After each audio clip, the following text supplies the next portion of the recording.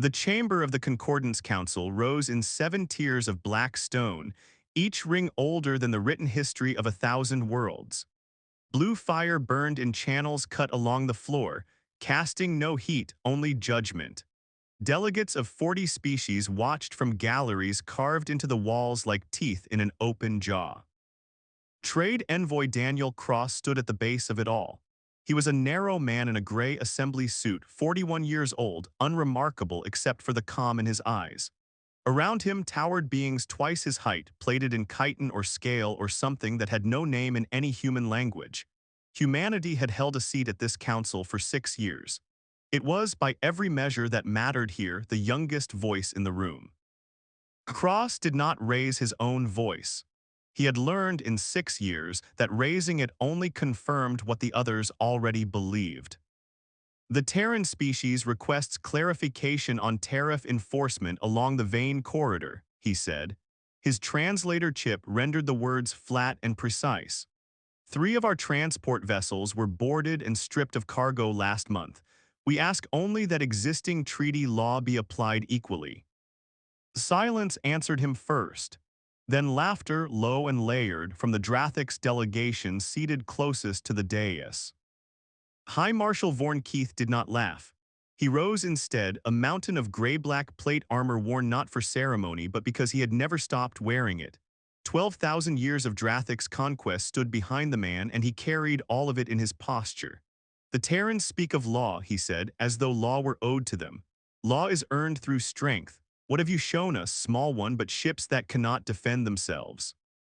We have shown patience, Cross answered. Patience is the word the weak use for surrender. Keith's mandibles clicked once, a sound like a blade finding its sheath. The weak must learn their place before they are taught it.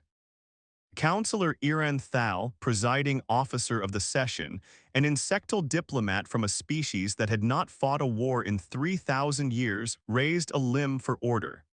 The gesture achieved nothing. It never did when the Drathix delegation was in the room. Cross had arrived at the Concordance capital 11 days earlier expecting a routine trade session.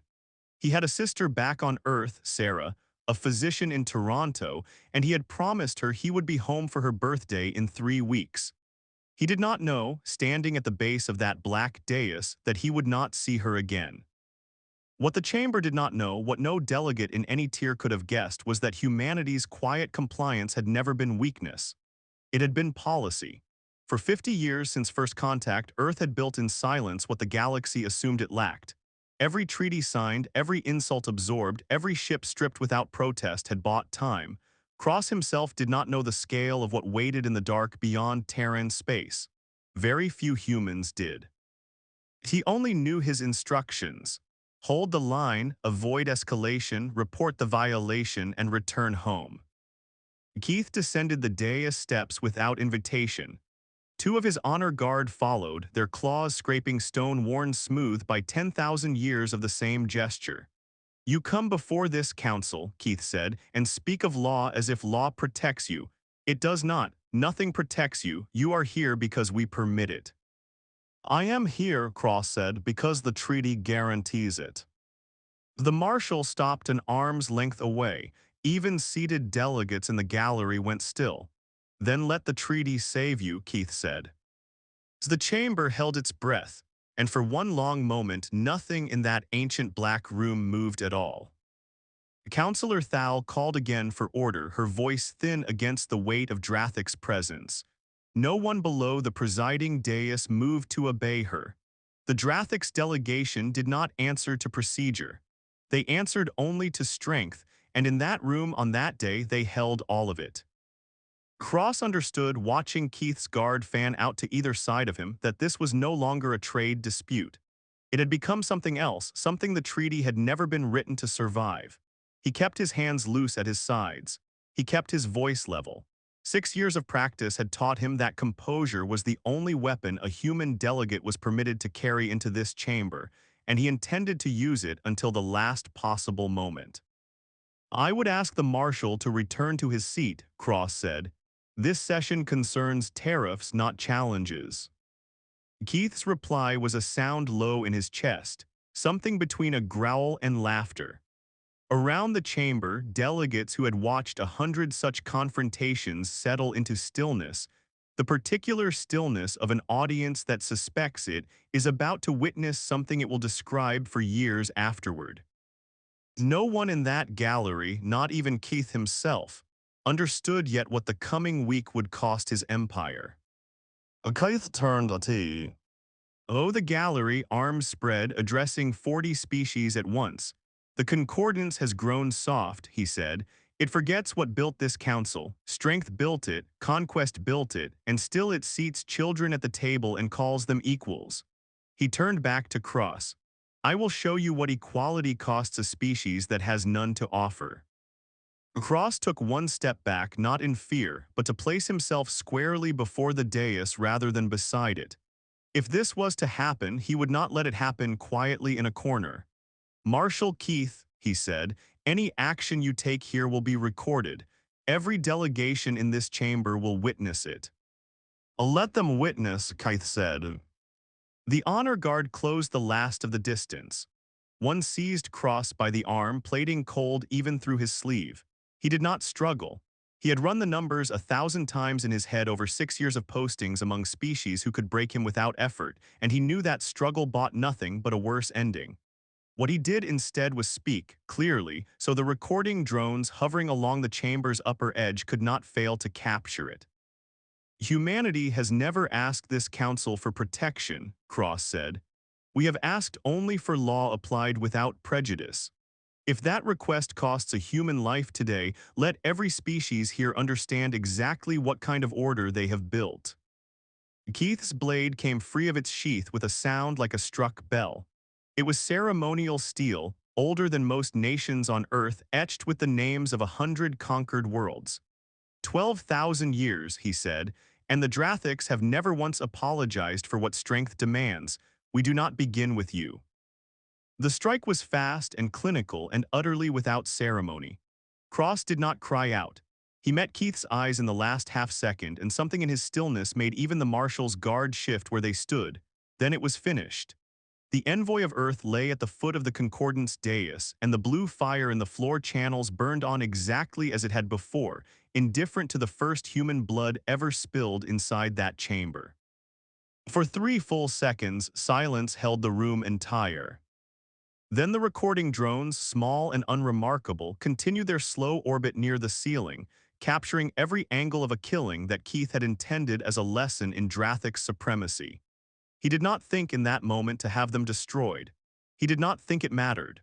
40 species had watched humans absorb worse for 6 years without retaliation, and nothing about this death seemed to him to change that pattern. Councillor Thal finally rose fully from her seat, her voice breaking through the silence at last. Marshal Keith, you have executed a seated delegate inside this chamber. I have corrected an oversight, Keith said, sheathing his blade. The council will find in time that I did it a favor. He turned and walked back toward the Drathic section without hurry, without a single glance behind him at the body of the man he had just killed. Around the chamber, delegates who had spent 6 years watching humanity absorb every provocation without answer waited for the same thing to happen now. They expected silence. They expected, at most, a formal protest lodged and quietly buried. They had no way of knowing that this recording, and 11 others captured from different angles by drones no Drathic's guard had thought worth destroying, would reach Earth within the hour. Within the hour, the Concordance Council convened an emergency session behind closed doors. And within that session, the true character of the Galactic Order revealed itself. Councillor Thal argued for censure. She stood before delegates from 40 worlds and called the killing what it was, an execution of a seated envoy, unprovoked, unsanctioned, committed in open session. Her voice did not waver. Her colleagues' resolve did. Censure invites war with the Drathic's dominion, said the Velen delegate, a trade partner of Keith's empire for 3,000 years. The Terrans are new. Their seat is symbolic. We cannot risk a Dominion fleet over a symbolic seat. He murdered a diplomat, Thal said. He corrected an imbalance. the Velen delegate answered, and 3 other species murmured agreement. No formal condemnation was issued that day. No sanctions were proposed. The council instead drafted a statement expressing regret for the loss of a valued delegate, careful never to name the killer, careful never to use the word murder in a document that would be read by every species in the Concordance. Cowardice in that chamber wore the clothing of diplomacy, and it fit comfortably.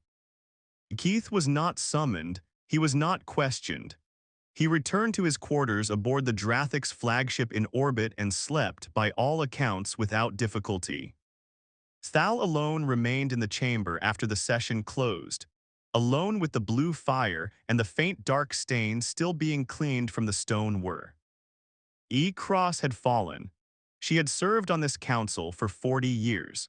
She understood, watching the cleaning drones work in silence, that the Concordance had just told every predatory species within its borders exactly what a human life was worth.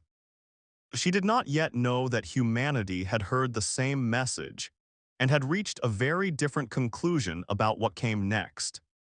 The recordings reached Earth 9 hours after Cross died, routed through Terran intelligence channels faster than any council statement could travel.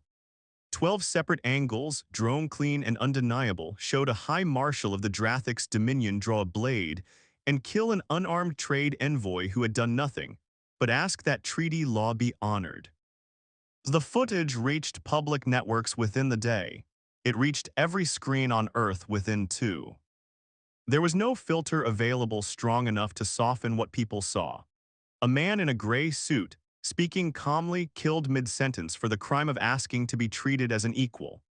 Governments that had spent 6 years selling the Concordance seat to their citizens as a diplomatic victory now faced populations who had watched their representative executed on camera while 40 other species did nothing. Vigils formed in city squares from Toronto to Lagos to Jakarta before the second day was finished. Cross's face, ordinary and unremarkable in life, became something else entirely once broadcast beside footage of the killing. His sister Sarah, a physician in Toronto, was photographed outside the hospital where she worked, refusing all comment, her expression captured by a stranger's camera and carried across every feed on the planet within hours. What no citizen, no journalist, and no foreign observer understood, watching that footage loop endlessly across a grieving world, was that Earth's response had already begun moving through channels no camera could reach. The silence of 50 years was ending, and very few people alive yet knew how much silence there had actually been. Analysts across Terran networks replayed the footage frame by frame, dissecting Keith's posture, his words, the ceremonial blade with names of 100 conquered worlds etched along its length. Historians noted within days that the Drathic's dominion had never once apologized for an act of conquest in 12,000 years of recorded history. Cross's death was not an aberration for that empire. It was simply the first time the empire had done it to a species with cameras of its own. Chancellor Elena Whitfield of the Unified Terran Assembly watched the footage twice before addressing her cabinet. She did not raise her voice either time, and those who knew her understood that this was worse than shouting would have been. The Concordance's carefully worded statement of regret reached Earth 2 days after the footage did, and it was read in full on every major broadcast, specifically so that citizens could hear for themselves how little their representative's death had cost the wider galaxy. No name was mentioned. No blame was assigned. The word murder did not appear once in 4 paragraphs. It was, humanity's leadership agreed within hours of its release, the second insult of the week and considerably less forgivable than the first. 6 days after Daniel Cross died, Chancellor Elena Whitfield addressed the Concordance Council directly, broadcast simultaneously to every network on Earth and to the chamber where her envoy had been killed. She did not stand at the base of the dais the way Cross had. She appeared instead on a projection screen above it, life-sized, unhurried, dressed in the same plain gray the Assembly had worn to every session for 6 years. 1 week ago, she said, your council permitted the execution of a Terran diplomat inside this chamber, and answered it with a statement that could not bring itself to use the word murder. No delegate interrupted her. Something in her tone made interruption feel, for the first time in 6 years, unwise. Humanity has observed this council's proceedings for 6 years without complaint, Whitfield continued. We arrived believing that patience would be read as good faith. We understand now that it was read instead as weakness. That misunderstanding ends today. She let the silence hold before she continued. The Unified Terran Assembly demands 3 things within 72 hours. First, a formal concordance finding that names High Marshal Vorn Keith as the sole party responsible for Daniel Cross's death. Second, his surrender to Terran custody for trial under treaty law equally applied.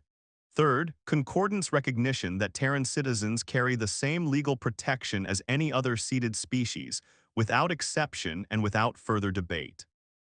And if this council declines? Asked the Velen delegate, the same voice that had argued against censure days earlier. Then this council will learn, Whitfield said, precisely what humanity chose not to show it for 50 years. So the woe. RDS landed strangely in a chamber built for threats of fleet numbers and casualty projections. Whitfield offered none. She gave a deadline, 3 demands, and nothing else, and then the projection ended, leaving the Concordance Council to debate a species it now realized it had never actually measured. High Marshal Vorn Keith was not present for the address, but the recording reached him within the hour, and by every account he found it entertaining. 72 hours, he said to his officers, laughing low in his chest the way he had laughed in the chamber before he killed Cross. The insects believe a deadline is a weapon. Across the wider concordance, humanity's ultimatum became something between news and comedy. The Velen press described it as theater for a domestic audience too grieved to understand its own irrelevance. A Skarn commentator, broadcasting to 11 systems, called it the most ambitious bluff attempted by a species with no fleet capable of reaching Drathic space in under 4 months. Odds were quietly circulated among gambling houses on 3 neutral worlds regarding how quickly Terran forces would fold once the deadline passed unanswered. Keith ordered no change to Dominion fleet posture. He saw no reason to. Terran ships, by every concordance intelligence estimate on record, numbered in the low hundreds, none rated above light patrol craft, none capable of projecting force beyond their own solar system. He had killed a diplomat from a species that, by every measure the galaxy trusted, could not follow the killing with anything more than words. They have spent 6 years showing us patrol boats and trade envoys, Keith told his second-in-command, a warrior named Rael Dorsk who had served beside him for 3 centuries. A species does not hide a fleet behind 6 years of patrol boats and trade envoys. He was, in this single assumption, the last mistake of his career.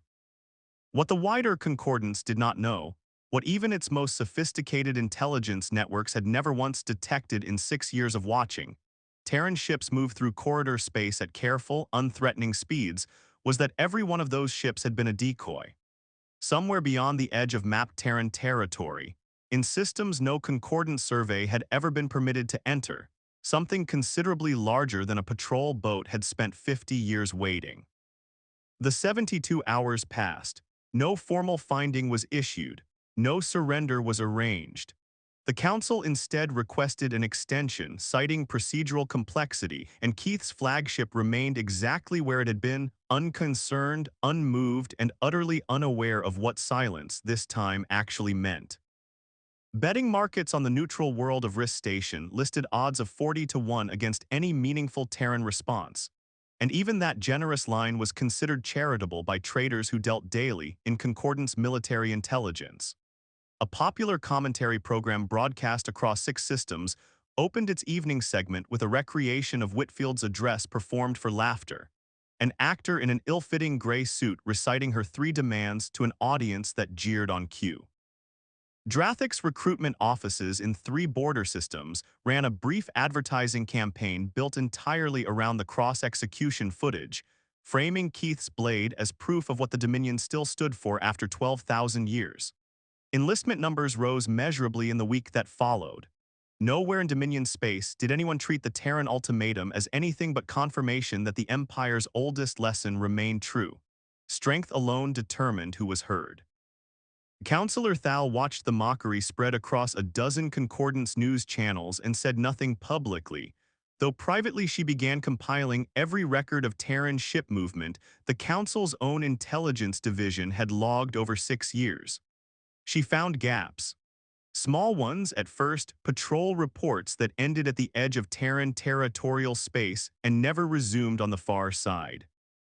She began, quietly, to wonder what those gaps had been covering, though she would not learn the full answer for many days yet. Rail Dorsk, Keith's second-in-command, raised the matter once carefully aboard the Dominion flagship. 6 years is a long time to show a galaxy nothing but patrol boats, he said. Ships that slow do not usually belong to a species with nothing faster. Keith dismissed it with the same certainty that had carried the Dominion through 12,000 years of conquest. They are frightened animals wearing suits, he said. Frightened animals do not build fleets. They build excuses. The 72-hour deadline expired at 300 Concordance Standard Time with no Terran fleet visible on any sensor array within a dozen systems of Drathic space, and the silence following it was read across the wider galaxy as exactly the surrender everyone had wagered on. It was not silence. It was the sound of 50 years of patience finishing its final calculations. Within the unified Terran assembly, few beyond Whitfield's innermost circle understood what the 72-hour window had actually been for. It was never intended to produce a concordant surrender. It was intended to give distant Terran shipyards, hidden inside systems no survey drone had ever mapped, the final hours needed to complete a mobilization order already 50 years in preparation. Every hour the Council spent debating procedural extensions was an hour spent moving assets that no concordant sensor network was positioned to detect. Fleet Admiral Marcus Okoro received his activation orders 4 hours before the deadline expired, delivered not by broadcast, but by a single sealed transmission routed through channels that did not officially exist. He read them once, in the silence of a command deck built inside a shipyard that appeared on no concordant star chart, and gave the order that 50 years of restraint had been waiting to give. Nothing about that order was visible from Drathic space. Nothing about it registered on a single concordance instrument. That, too, had always been the design. Fleet Admiral Marcus Okoro had spent 26 years preparing for a war he hoped would never come, and on the morning it finally arrived, he felt none of the satisfaction he had once imagined he would. He was 58 years old, calm by temperament and calmer still by training, a man who had commanded the hidden Terran fleet since its 3rd year of construction and had never once in all that time fired on another species.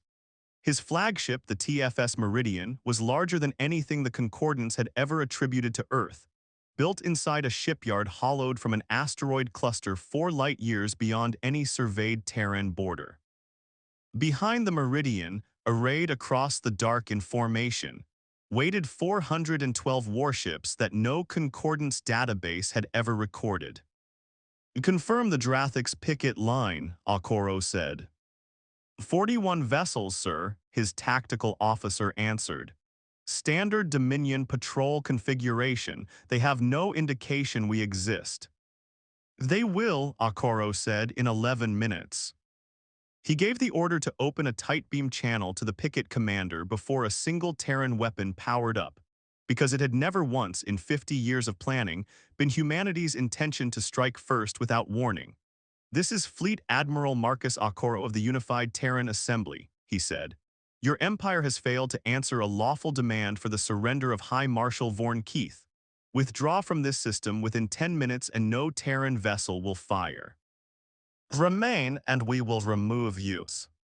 The Drathic's picket commander laughed on an open channel, the same laugh Keith had used in the Concordance chamber 6 days earlier. "Terran ships do not exist beyond patrol boats," he said. "This is a recording or a joke poorly told." It is neither, Akoro said and closed the channel. 10 minutes passed. The Drathic's picket line held position, weapons still cold, sensors still reporting nothing more threatening than empty space. When the Meridian and its 400 escort vessels dropped from concealment at the edge of detection range, the reaction aboard Dominion ships was, by every surviving account, somewhere between disbelief and panic. Sir, we have 41 contacts requesting emergency withdrawal, Akoro's tactical officer reported.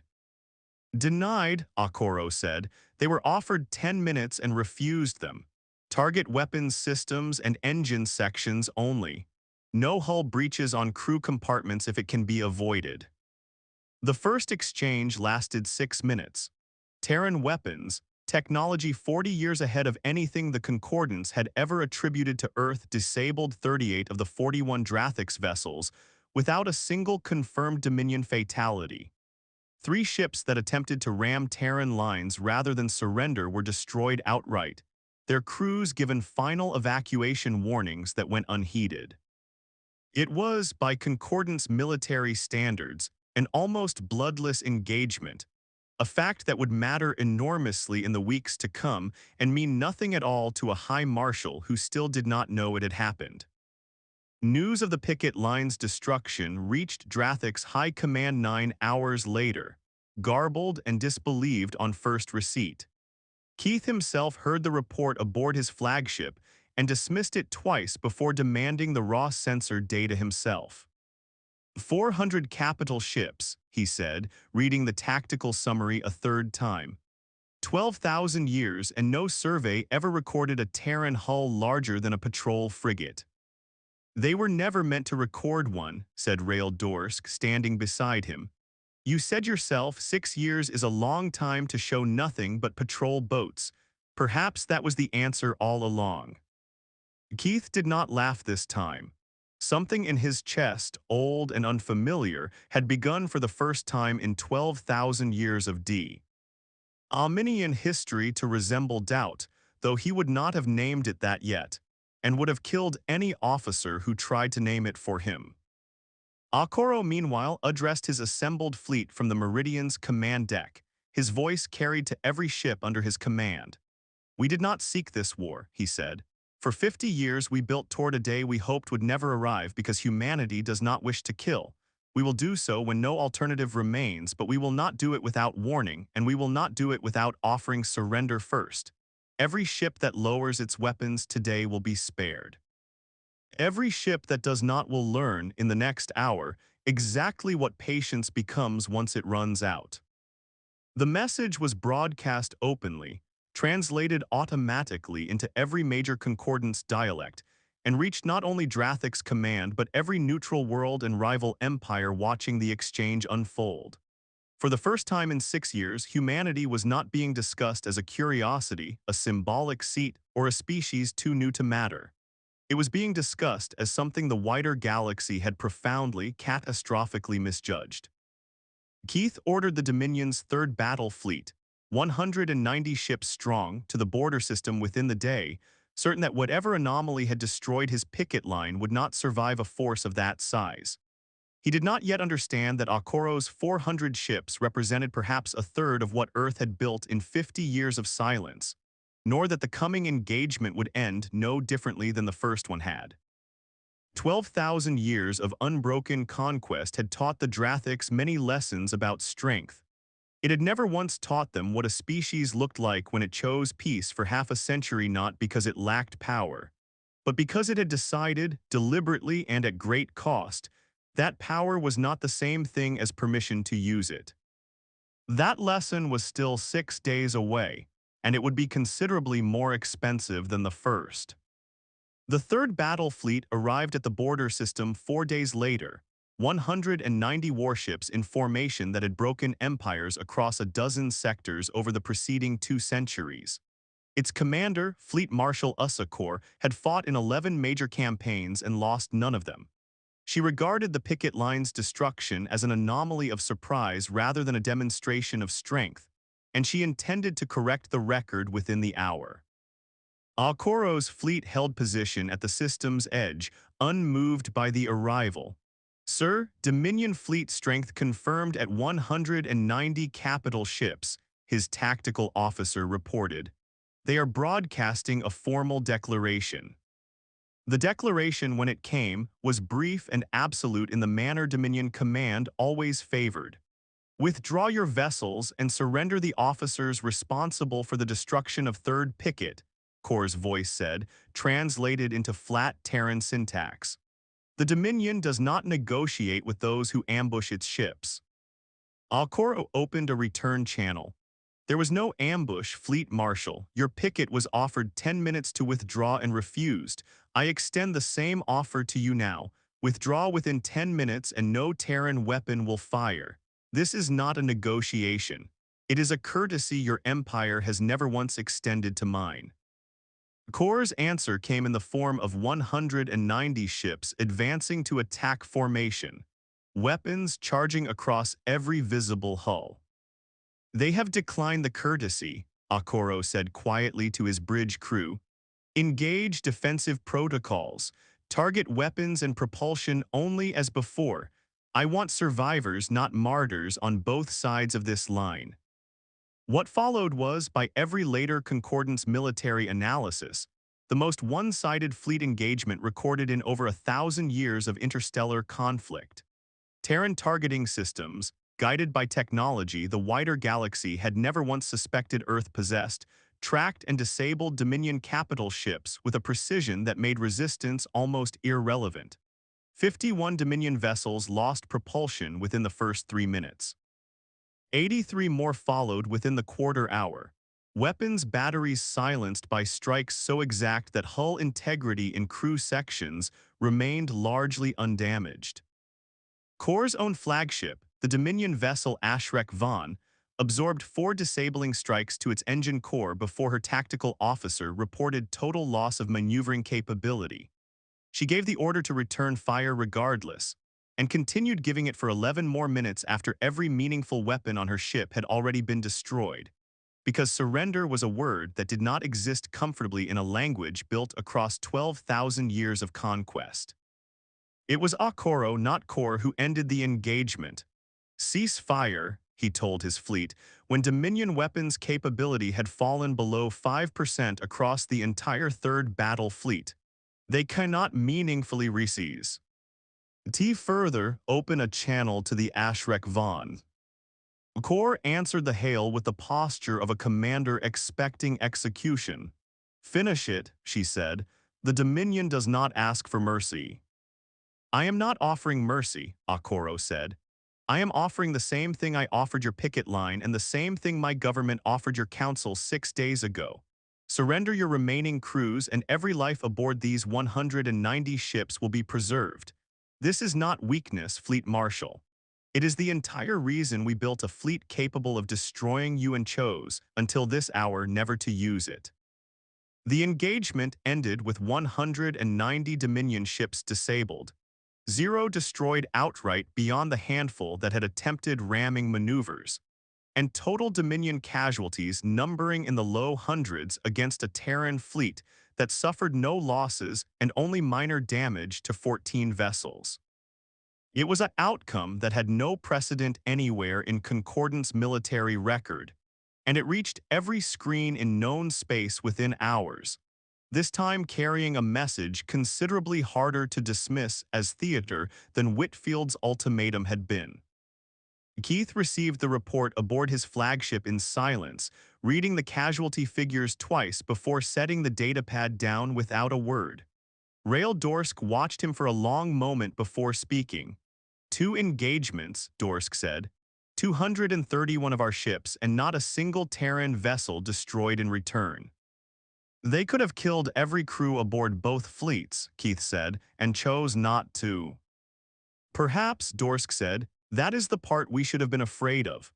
High Marshal Vorn Keith had commanded through 12,000 years of Dominion doctrine that answered every defeat with escalation, never restraint, and the destruction of the Third Battle Fleet did not break that pattern. It confirmed it. 3 days after Fleet Marshal Corps' surrender, A Dominion strike group bypassed the border system entirely and dropped out of transit above Meridian Station, a Terran civilian colony of 200,000 people with no military installation of any kind. Keith's orders, transmitted to the strike group commander before the attack, contained a single line that would later be entered into evidence before a tribunal representing 40 species. If the Terrans will not fight us as soldiers, the order read, they will learn what it costs to be treated as civilians instead. The bombardment lasted 11 minutes. It targeted the station's water reclamation facility, its medical center, and its primary residential ring, deliberately avoiding anything that might be classified as a military target, because there was no military target on Meridian Station to avoid. 4,112 civilians died in those 11 minutes, among them schoolchildren midway through a morning class and medical staff mid-shift in a ward with no capacity to shield itself from orbital fire. Word reached Fleet Admiral Okoro within the hour, and those aboard the Meridian who saw his reaction described it afterward not as rage, but as something colder and more final. Casualty estimate, he said. 4,000 confirmed, sir, climbing.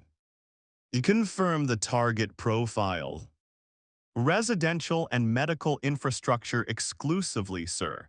No military installations were present on Meridian Station. Okoro said nothing for a long moment. When he spoke again, his voice carried to every ship under his command. For 50 years, humanity chose restraint because we believed strength without cruelty was possible and worth proving. That belief does not require us to accept slaughter of our own civilians in silence. The Dominion has now demonstrated without ambiguity that it does not extend to non-combatants the restraint we have extended to its soldiers. We will hold that same restraint toward Drathic civilians because who we are does not change to match who they are.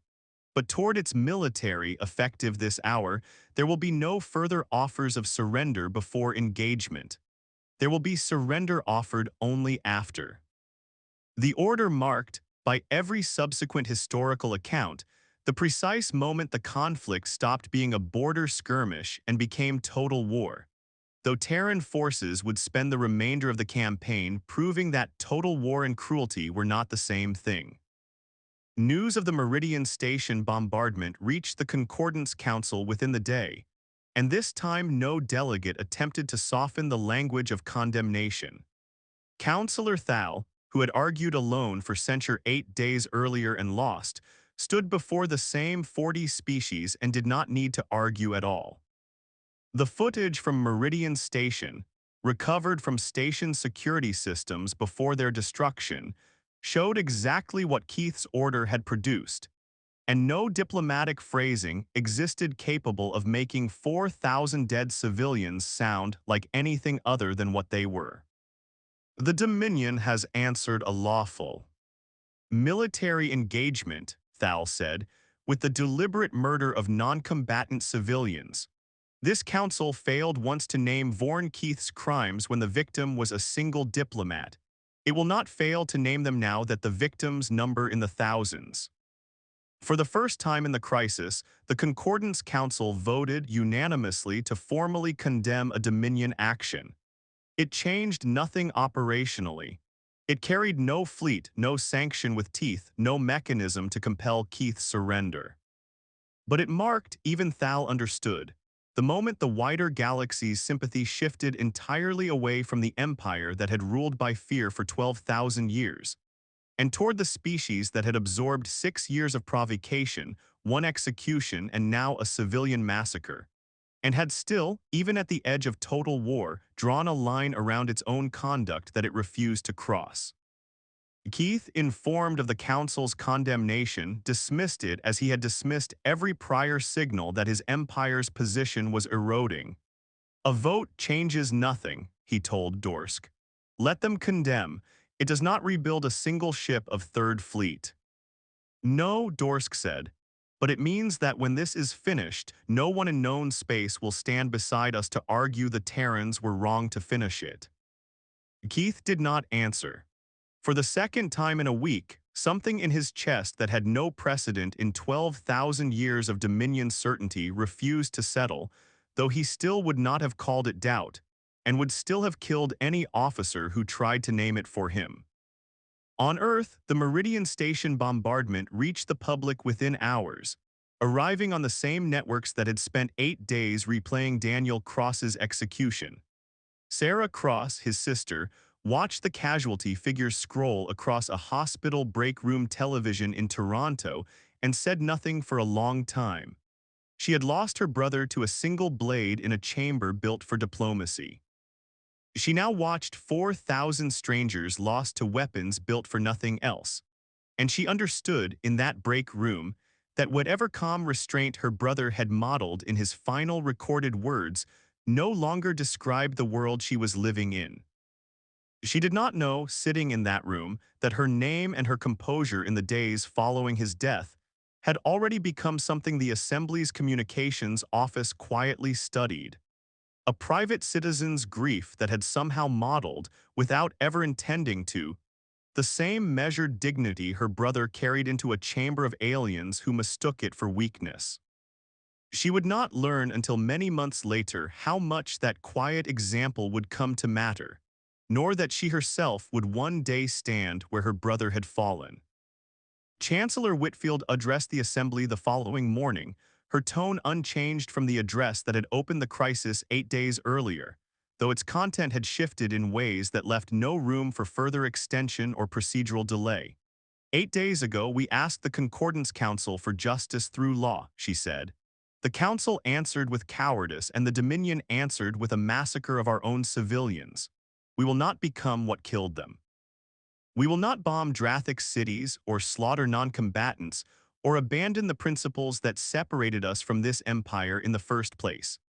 But we will end this war, on our terms, at a pace of our choosing, and every soldier who continues to fight for Vorn Keith after today does so knowing that his empire's own leadership chose massacre over meaningful surrender when both options were offered. Fleet Admiral Okoro received updated orders within the hour, authorizing full mobilization of Terran forces beyond the limited engagement posture maintained since the first picket line's destruction. What had been for 8 days a controlled demonstration of capability humanity had spent 50 years building in secret now became, for the first time, an actual campaign aimed not at the Dominion's people, but at the machinery of an empire that had just proven it recognized no limit on what it was willing to do to civilians who could not defend themselves.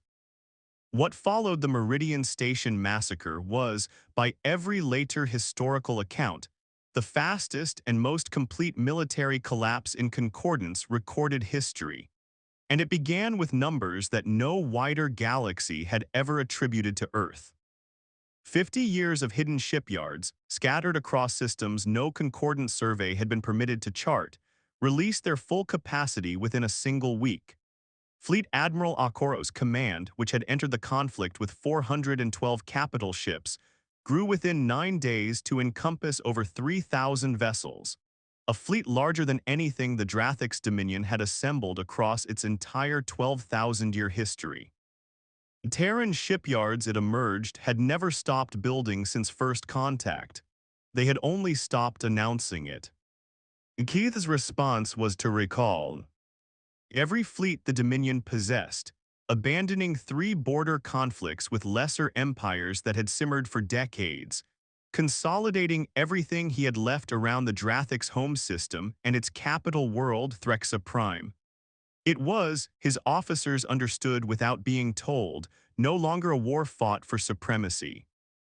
It had become a war fought for survival, and every Dominion officer alive had spent 12,000 years learning that survival, for the Drathix, meant fighting to the absolute last ship rather than accepting terms from a species they had spent 6 years calling primitive.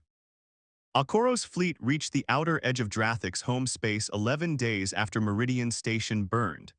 He broadcast a final surrender offer to the entire Dominion government before a single Terran weapon crossed the border, precisely as he had before every prior engagement, because his orders from Chancellor Whitfield had never changed even as the scale of the war around them had multiplied 100-fold. This is Fleet Admiral Marcus Okoro. Surrender High Marshal Vaughan Keith for trial, cease all offensive operations, and this fleet will not cross into your home system. This offer expires in 6 hours. The Dominion's ruling council, an assembly of ancient noble houses that had governed alongside the military caste for 12,000 years, debated the offer for 5 of those 6 hours. Keith himself argued against surrender with the same absolute certainty that had carried him through every prior confrontation. "We do not apologize," he told the assembled nobles. "We have never apologized in 12,000 years, and I will not be the first marshal in Drathic's history to kneel before insects who were primitive 50 years ago." The council, in the end, sided with Keith, not from conviction but from fear, the same fear that had allowed the Concordance Council to look away from Cross's execution 19 days earlier. No noble house wished to be remembered as the one that surrendered the Empire's oldest general to an alien tribunal. The offer expired. Okoro's fleet crossed into Drathic's home space at the agreed hour, and the siege of Threxa Prime began. It was not by Terran design, a siege aimed at the Drathic's people. Okoro's orders specified, in language Whitfield herself had drafted, that industrial and military infrastructure alone constituted acceptable targets, that civilian districts were to be avoided with the same precision the Dominion had refused to extend to Meridian Station, and that any Drathic's vessel signaling surrender was to be spared regardless of prior engagement.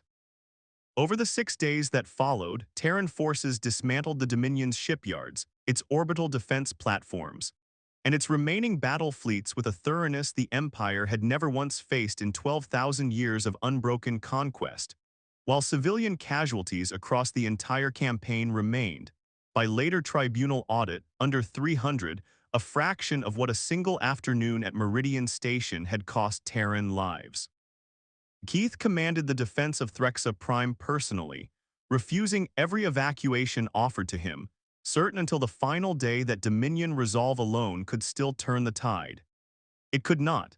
His flagship was disabled, not destroyed, on the 6th day of the siege, boarded by a Terran Marine detachment that took him alive precisely because Okoro's standing order forbade summary execution of any commander who could be captured instead.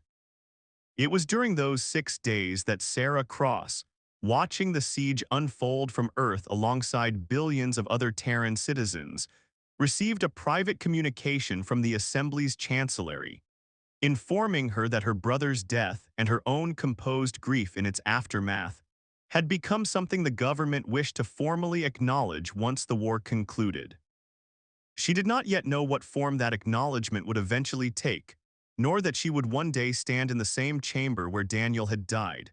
But she understood, watching Threxa Prime's orbital defenses fall one by one on a hospital break room television, that whatever came next would not undo what had already been lost, and that this, more than any fleet number or casualty count, was the only fact about the war that mattered to her personally. Raildorsk surrendered the remnants of the Dominion home fleet on the 7th day, standing before Okoro's boarding party with the particular stillness of an officer who had spent 3 centuries beside a marshal now taken captive, and who understood more clearly than Keith ever had that the Empire's 12,000-year certainty about strength had just been dismantled by a species that had chosen deliberately to demonstrate a different kind of strength entirely. One built on the discipline to hold restraint even while possessing overwhelming force. 12,000 years, Dorsk said, laying down his weapon before Terran officers who accepted his surrender without triumph. Our cruelty, and it took a marshal in a gray suit, asking politely for the law to be honored to show us what we had actually built.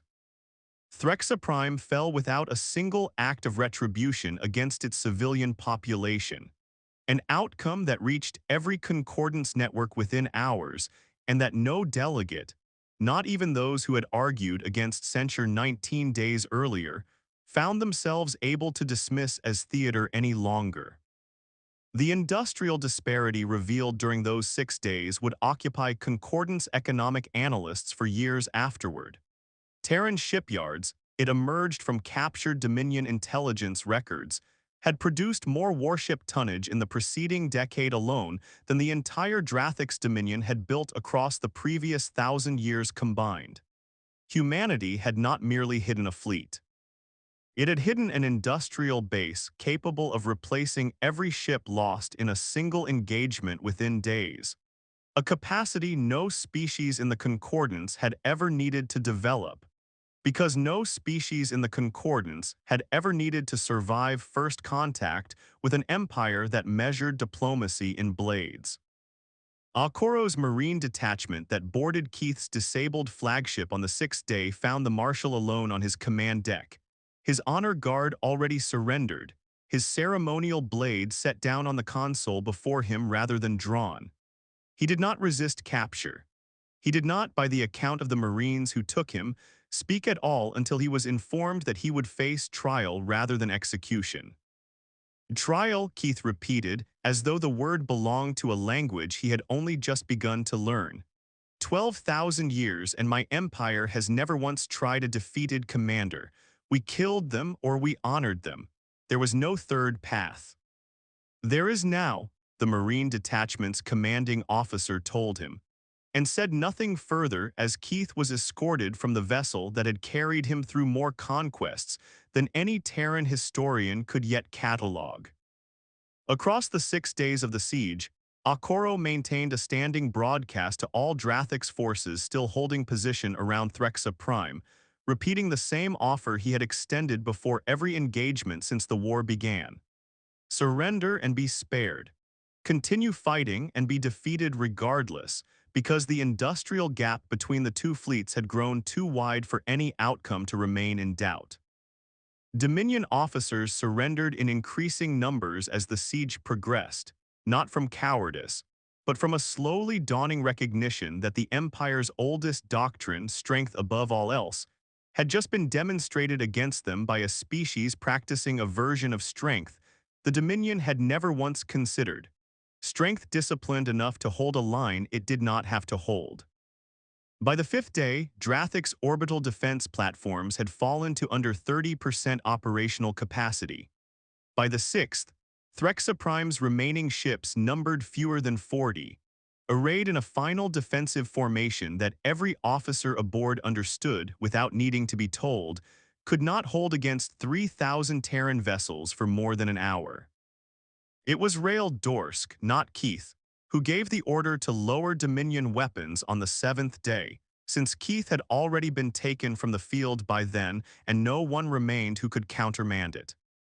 He did so, he told the surviving nobles of the 9 ruling houses afterward, not because he believed the Dominion had been wrong to value strength for 12,000 years, but because he had finally understood that the Terrans valued something the Empire had never bothered to develop alongside it.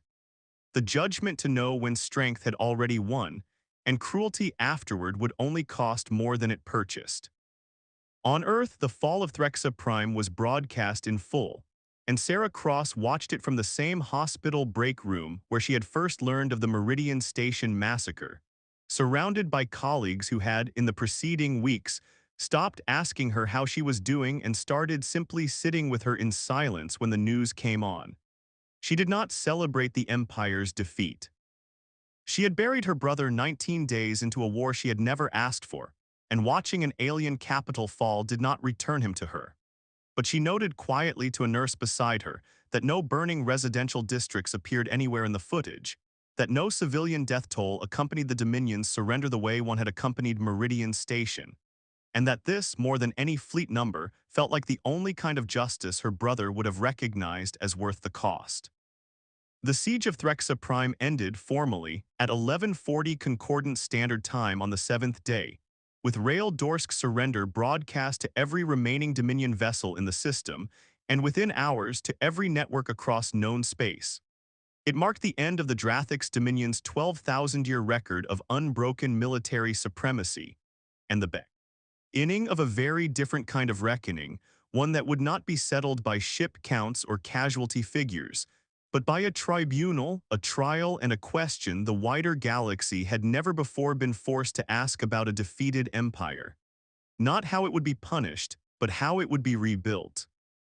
In the days immediately following the surrender, Terran occupation forces moved through Threxa Prime's orbital infrastructure with an unfamiliar discipline that unsettled Dominion citizens more than any bombardment might have. No looting was recorded. No reprisal executions took place, despite 12,000 years of Dominion history offering the Drathix people no precedent for what victors did with the defeated besides claim tribute or extract slaves. Terran engineers instead began restoring civilian power grids damaged during the siege's final hours, a detail that Concordance journalists embedded with the occupation force found more difficult to explain to their audiences than the battle itself had been. Chancellor Whitfield addressed the assembly and simultaneously the defeated Dominion population once Threxa Prime's surrender was confirmed. "We did not fight this war to become what killed Daniel Cross or what bombed Meridian Station," she said. "We fought it because peace, when it is available only to those who threaten no one, is not peace at all. It is permission granted to the strong and withheld from everyone else." Humanity chose restraint for 50 years because restraint was possible for us to choose. We are choosing it again now. At the moment, it would be easiest to abandon because that is precisely the moment restraint means something. High Marshal Vorn Keith, held aboard a Terran vessel awaiting transfer to Concordance custody, asked to see the casualty figures from both sides of the war in full for the first time since his capture. He read them in silence for a long while, aides reported, lingering longest on the civilian toll from Meridian Station beside the near-total absence of Drathix civilian deaths across the entire Terran campaign that followed it. It was the first time, by every account of those who guarded him, that Vorn Keith had ever been observed sitting completely still for longer than an hour, saying nothing, doing nothing, simply reading numbers that did not fit inside 12,000 years of certainty about what strength was supposed to mean. The trial of High Marshal Vorn Keith opened in the Concordance Council chamber 6 weeks after the fall of Threxa Prime, in the same black stone room where he had killed Daniel Cross, before the same blue fire that had burned indifferent to that first death, and would burn just as indifferent to whatever judgment followed it now. Councillor Thal presided, no longer alone in her conviction the way she had been on the day of the killing. Delegates from all 40 concordant species sat in attendance, alongside a newly seated Terran delegation and a Dominion representation stripped, for the first time in 12,000 years, of any pretense that strength alone could excuse what had been done with it. Keith stood at the same spot on the chamber floor where Cross had once stood, flanked not by honor guard now, but by Concordance tribunal officers. He was permitted to speak in his own defense, a courtesy the Dominion itself had never once extended to any prisoner across its long history. "I killed a diplomat who asked only that law be honored equally," Keith said, and something in his voice, flat and without its old absolute certainty, made the chamber lean in to listen. "I believed when I did it that I was teaching a young species its place in an old order. I have since watched that species dismantle everything my empire built across 12,000 years and choose at every point where cruelty was available to them not to use it. I do not ask this tribunal for mercy. My empire never taught me the word, but I will say for the record that I was wrong about what strength required, and I was wrong long before I understood I was wrong." The tribunal's verdict was read by Councillor Thal herself, guilty of the unlawful execution of a seated diplomat and of ordering the deliberate targeting of Terran civilians at Meridian Station, sentenced to be served under joint Concordance Terran custody rather than execution, a sentence that Chancellor Whitfield herself had specifically requested during closed deliberations. "Humanity does not ask this tribunal to kill him," Whitfield's formal statement read, presented to the chamber by proxy. "We ask that he live long enough to see what the empire he built in cruelty's image becomes once cruelty is no longer its foundation. That is not mercy. It is a harder sentence than death, and we believe it is the correct one." The tribunal's ruling extended beyond Keith alone. Under terms negotiated over the following weeks, the Drathix Dominion's ruling council was dissolved and replaced by an interim civilian government. Its military doctrine rewritten under Concordance oversight to prohibit the targeting of noncombatants under any circumstance, and its seat on the Concordance Council itself suspended pending demonstrated reform, a suspension that applied to no other member species in the Council's recorded history. Humanity, meanwhile, was granted an expanded seat, not out of gratitude, but out of the plain recognition that a species capable of the restraint Earth had shown across an entire war of total industrial superiority had earned a role in shaping the order that would govern what came next. The corrupt bargain that had allowed the Concordance Council to look away from Daniel Cross's murder 19 days into the crisis was formally dismantled in the same session, replaced by a standing tribunal empowered to act on any future execution of a seated diplomat without requiring unanimous consent from species whose trade relationships might otherwise incentivize silence. Councillor Thal was named its first presiding officer, a role she accepted, she said privately, only because she had spent 40 years watching the alternative fail exactly once too often. 5 years passed before Sarah Cross stood in that chamber herself. She arrived not as a diplomat by training but as the newly appointed Terran liaison to the Reformed Tribunal, a position she had accepted, she told colleagues, because someone in her family owed this council one final conversation her brother never got to finish. She was 46 now, grayer than the photographs the world still occasionally circulated of her outside a Toronto hospital 5 years earlier, and she stood at the same base of the same dais where Daniel had once stood, beneath the same blue fire that had never once changed its indifferent burn across everything the chamber had witnessed. 5 years ago, she said, my brother stood on this floor and asked only that law be applied without prejudice. He was killed for asking. I have spent 5 years learning what this council became in the aftermath of that death, and I will say plainly that it became something worth returning to, not because the killing was undone. It cannot be, but because this chamber finally understood what my brother always seemed to know without needing a war to teach him.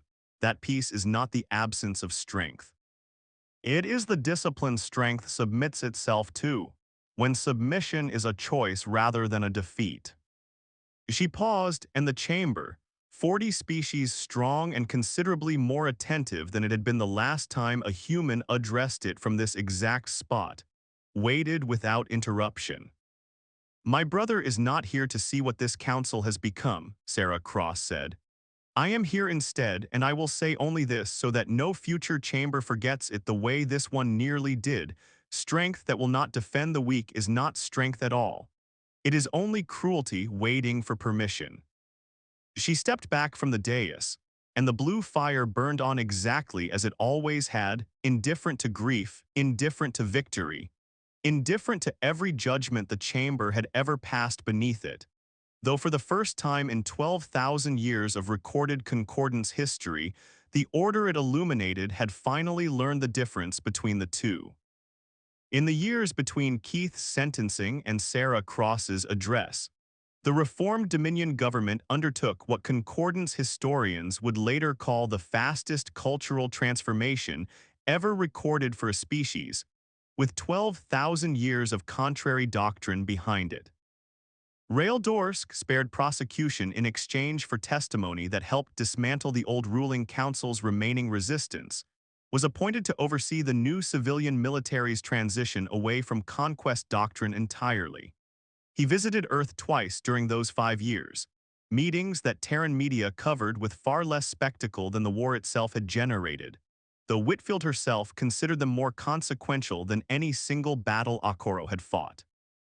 You could have destroyed us entirely, Dorsk told her during the second of those visits. Your fleet outnumbered ours by the war's end. No tribunal would have questioned it if you had simply ended the Dominion rather than reforming it. We could have, Whitfield said. We chose not to for the same reason we offered surrender before every engagement, and the same reason my chancellery specifically requested that Keith live rather than die for what he did. A species that only proves its strength by destroying what threatens it has not actually distinguished itself from what threatened it in the first place. We wanted to be something the galaxy had never quite seen before, not a conquering empire that happened to win. A power that could have conquered and chose restraint instead, deliberately at cost, every single time the choice was available.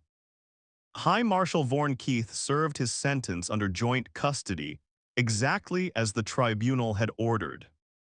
And in his fourth year of confinement requested, for the first time, to address a recording intended for eventual release to both Terran and Dominion audiences. Counselor Thal granted the request, and his statement, brief and considerably less absolute than anything he had said in the chamber 5 years earlier, closed with words that Terran historians would eventually place beside Sarah Cross's own address as the two bookends of the war's true legacy. I spent 12,000 years of inherited doctrine believing that mercy was a weakness invented by species too frightened to use the strength they had, Keith said. I have spent 5 years learning that mercy was never the absence of strength at all. It was always the hardest use of it. Fleet Admiral Akoro retired from active command the year following the tribunal's ruling, declining every ceremonial honor the Assembly offered him beyond a single quiet request, that the 412 ships of his original hidden fleet be formally renamed, each one, for a Terran civilian lost during the war, beginning with the TFS Daniel Cross, which continued to patrol Terran borders for years afterward under a crew that understood exactly whose name they carried.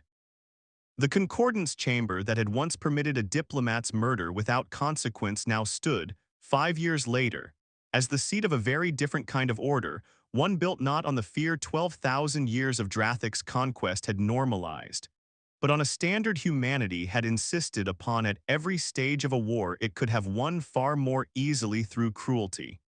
It was not a perfect peace. Sarah Cross said as much in the closing line of her address, a line that Terran networks would replay for years afterward whenever the anniversary of her brother's death returned. Peace, she told the chamber, is not what remains when strength disappears.